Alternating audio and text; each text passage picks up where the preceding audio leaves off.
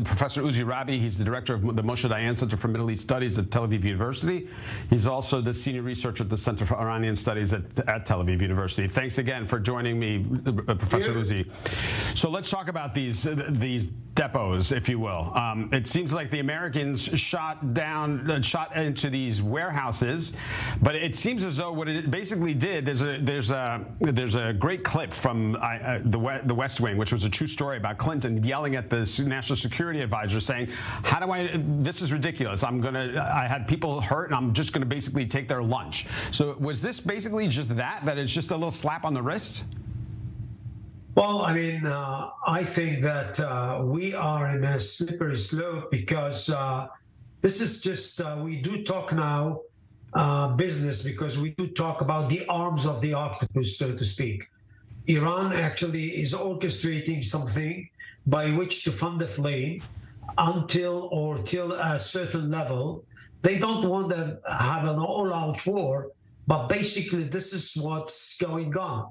Look at what's going on in Lebanon with Nasrallah, and now Syria is coming to the fore.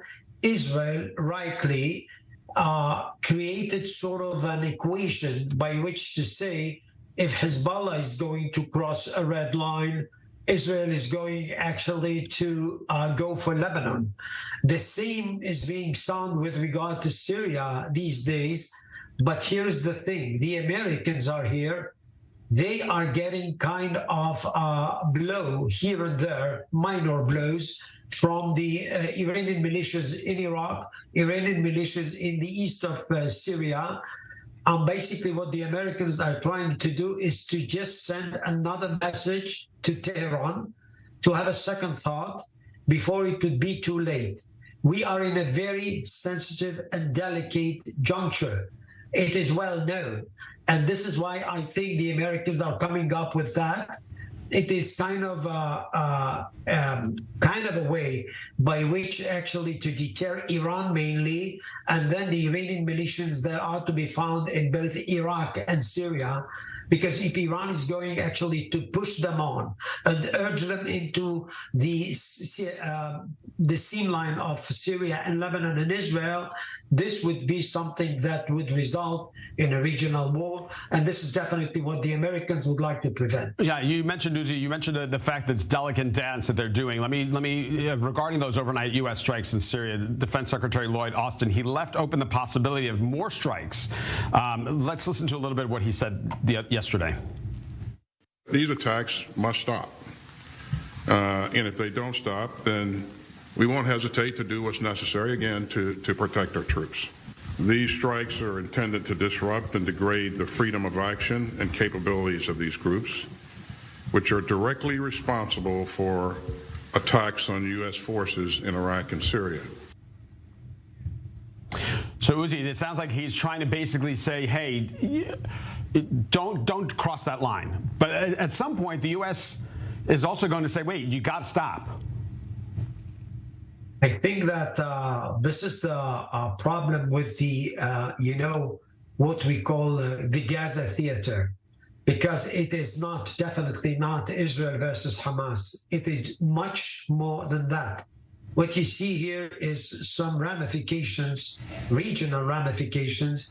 I dare say that there are some global ones, but basically this is where the crux of matters lies.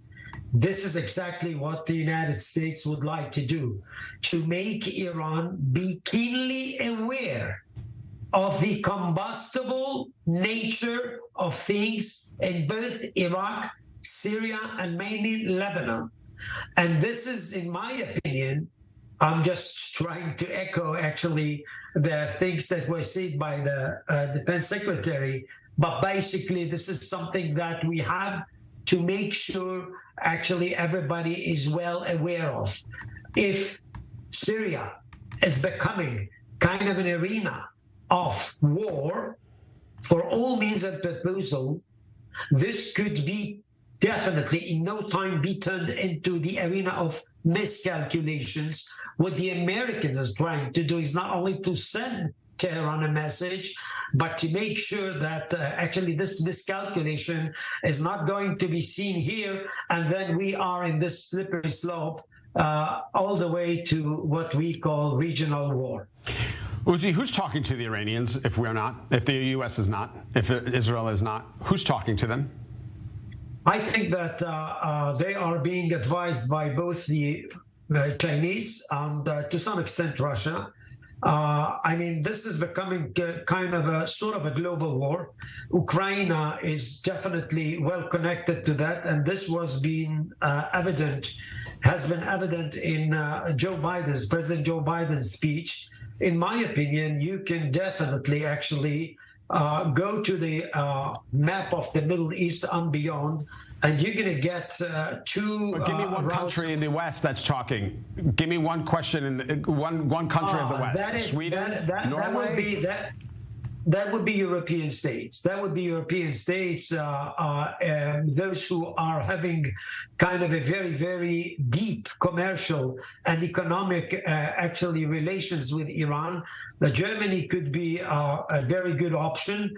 I wouldn't rule out the possibility of France, but basically Iran doesn't need that advice. They know definitely when America talks and when America means business, they would know what not to do. I can assure you that, because these guys are very cunning and very shrewd. They are not going actually to waste their energy for nothing.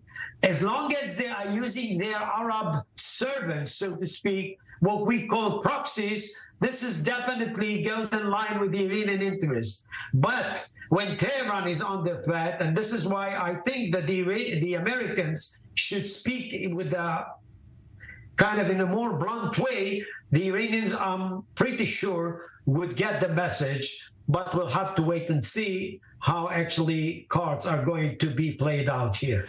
Uzi Rabi, always a pleasure to have you on with your analysis. Thanks very much, Professor Uzi Rabi, the director of Moshe Dayan Center at the Middle East Studies at Tel Aviv University.